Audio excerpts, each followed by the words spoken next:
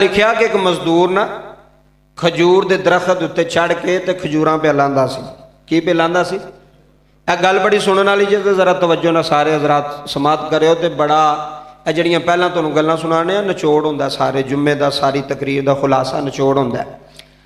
वो मजदूर मजदूरी पे करदा सी, खजूरां पे लांदा सी जी किसे दियां। खजूरां लांदियां लांदियां ना जोहर की नमाज का टाइम हो गया। को मेरे नाल दा नमाजी सी, जिन्हों भी नमाज़ां ते भी बड़ा मान सी, वो कोलों दी गुजरिया ना जो वो, तो उन्हें वेख्या भी मजदूर खजूरां पे लांदा है, तो उधरों अजान भी हो गई है, जमात का टाइम भी करीब हो गया। उन्हें उन्होंने पता क्या आख्या, जिहड़ा नमाजी गुजरदा पिया सी खजूरां लाण वाले, उन्हें कहा ओए तैनूं नहीं पता अजान हो गई है तो नमाज नहीं पढ़नी? उन्हें कहा जी नमाज तो पढ़नी है, तो चल फिर थल्ले उतर। उन्हें कहा जी थोड़ा जिहा काम रह गया तो करके जिहड़ा ना मैं उतरना। उन्हें उन्होंने बड़े गुस्से के नाल कहा, उन्हें कहा भी तू को खोता ही है, वे उधरों अजान हो गई है तो उधरों तू अपना काम शुरू रखिया, तो तू जनाबे वाला खजूरा लाई जाना, तेन नमाज का पता ही नहीं, मुसलमान नहीं तू गधा है। उन्होंने बड़ा गुस्सा लगा उस गल का। उन्हें उतों ही एक शाख लाई, उन्हें कहा मैनू थले आ लेंदे तो तेरा मैं बंदोबस्त कर लेना। गल तवज्जो ना सुनी। वो थले आया तो वह नमाजी जरा से निकल गया, नमाज पढ़न टुर गया। उन्हें भी जनाबे वाला वुजू करके नमाज पढ़ ली। अगू असर का टाइम होया ना जी, तो वही बंदा उन्हें अपने चेहरे पर नकाब ओढ़िया, जो पहला आया सी जोर टाइम असर टाइम, उदू खजूरां फिर पे लांदा सी। हुण वेख्यो गल गुफ्तगू का अंदाज वेख्यो, अखलाक वेख्यो। आउंदियां उन्हें कहा भाजी की हाल है? पहला उन्हें आउंदियां क्या आख्या, वो तेनों नहीं पता नमाज का टाइम हो गया? साढ़े वर्गे मेरे वर्गे तुसीं तो सारे नेक हो, मेरे वर्गे नमाजी इंज करते हैं भी जे नमाज पढ़ ली तो दूसरे खलोण नहीं देना। वे तू कित्थे सा, तू क्यों नहीं पढ़ी? बंदा पूछे भी तू अपने वास्ते पढ़ी है किसे वास्ते पढ़ी है? और जेड़ा पढ़ता कि वास्ते पढ़ता? किसे वास्ते पढ़ते हो? अपने वास्ते पढ़ते हो। तो किसी ते एहसान तो नहीं भी तू पढ़ गया, पढ़ के टुर गया। तो अपनी फिक्र कर। हुण तवज्जो कर, हुण ना उन्हें लहजा चेंज किया गल करने का। पहला उन्होंने झिड़का मारिया, सख्त लहजे च गल की, उन्होंने गधा खोता बनाया।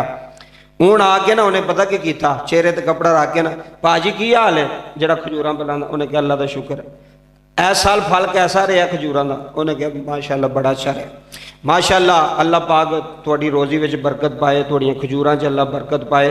तो माशाअल्लाह जी बड़ा सोहना काम पे तुसीं करदे हो, मेहनत मजदूरी पे करदे हो, अल्लाह तुहानूं बरकतां अता फरमाए।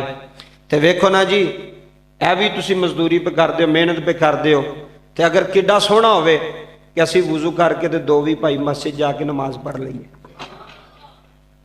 हैं? किड्डा सोहना होवे अगर असीं मस्जिद जाके, सिर्फ लहजे विच की आया फर्क आया। उन्हें कहा जी बिस्मिल्ला, वो उस टाइम थले उतरिया, थले उतर के उन्होंने जफ्फी मार के मिलिया, जफ्फी मार के मिल के वो ही मस्जिद च टुर गया नमाज पढ़न।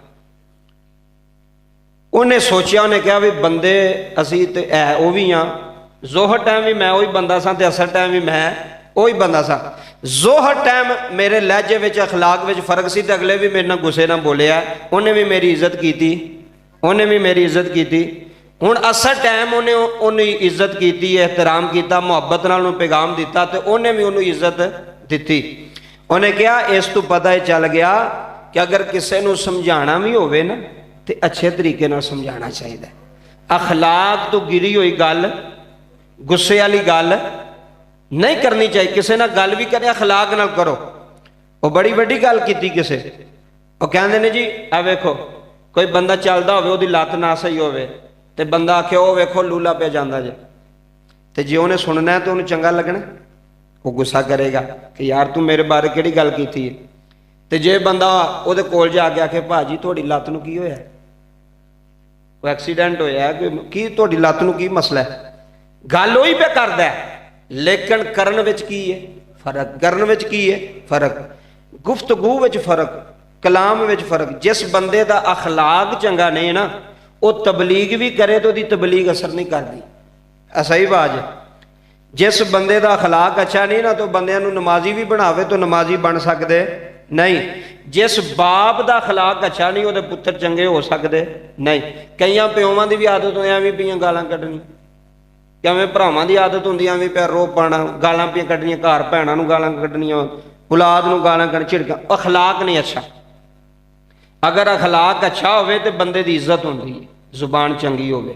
ਅਗਰ ਅਖਲਾਕ ਚੰਗਾ ਨਾ ਹੋਵੇ, ਬੰਦਾ ਬੜਾ ਵੀ ਨੇਕ ਹੋਵੇ ਤੇ ਲੋਕੀ ਆਂਦੇ ਨੇ ਕੀ ਬੋਲਿਆ ਸੋ, ਇਹ ਦਾੜੀ ਰੱਖ ਕੇ ਇਹਨੂੰ ਬੋਲਣ ਦੀ ਤਮੀਜ਼ ਨਹੀਂ ਹੈ। ਲੋਕ ਕਹਿੰਦੇ ਨੇ ਹਾਫਿਜ਼ ਕੁਰਾਨ ਹੋ ਕੇ ਇਹਨੂੰ ਗੱਲ ਕਰਨੇ ਦੀ ਤਮੀਜ਼ ਨਹੀਂ, ਲੋਕ ਗੱਲ ਕਰਦੇ ਨੇ। ਤੇ ਇਹ ਅਖਲਾਕ ਜਿਹੜਾ ਇਹ ਬਹੁਤ ਜ਼ਰੂਰੀ ਹੈ, ਅੱਛਾ ਬੋਲਣਾ, ਨਰਮ ਬੋਲਣਾ ਕਿਸੇ ਦੇ ਨਾਲ।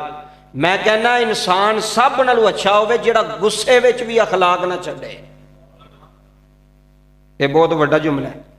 ਜਿਹੜਾ ਗੁੱਸੇ ਵਿੱਚ ਵੀ ਆਪਣਾ ਅਖਲਾਕ, ਪਾਗਲ ਨਾ ਹੋ ਜਾਏ ਗੁੱਸੇ ਵਿੱਚ ਤੇ ਮੈਨੂੰ ਪਤਾ ਨਹੀਂ ਲੱਗਾ ਜੀ, ਤੈਨੂੰ ਪਤਾ ਨਹੀਂ ਲੱਗਾ ਤੇ ਫਿਰ ਤੇ ਤੂੰ ਇਨਸਾਨ ਨਾ ਹੋਇਆ। ਇਨਸਾਨ ਤੇ ਹੋਵੇ ਜਿਹਨੂੰ ਗੁੱਸੇ ਵਿੱਚ ਵੀ ਪਤਾ ਲੱਗੇ ਵੀ ਮੈਂ ਕੀ ਪਿਆ ਬੋਲਣਾ, ਮੈਂ ਕਿਹੜੀ ਗੱਲ ਪਿਆ ਕਰਨਾ। ਸਹੀ ਬਾਤ। ਅਸੀਂ ਪਿੱਛੇ ਜੀ ਇੱਕ ਜਗ੍ਹਾ ਤੇ ਪ੍ਰੋਗਰਾਮ ਤੇ ਸੀ ਤੇ ਮੈਂ ਇਹ ਅਖਲਾਕ ਦੀ ਗੱਲ ਪਿਆ ਕਰਨਾ ਸਾਂ ਵੀ ਬੰਦੇ ਦੇ ਦਿਲ ਵਿੱਚ ਨਰਮੀ ਅਖਲਾਕ ਹੋਣਾ ਚਾਹੀਦਾ। ਤੇ ਉਹ ਮਸਜਿਦ ਵਿੱਚ ਹੀ ਸਾਹਮਣੇ ਤਕਰੀਰ ਦੇ ਵਿੱਚ ਹੀ ਬੰਦੇ ਲੜ ਪਏ ਦੋ।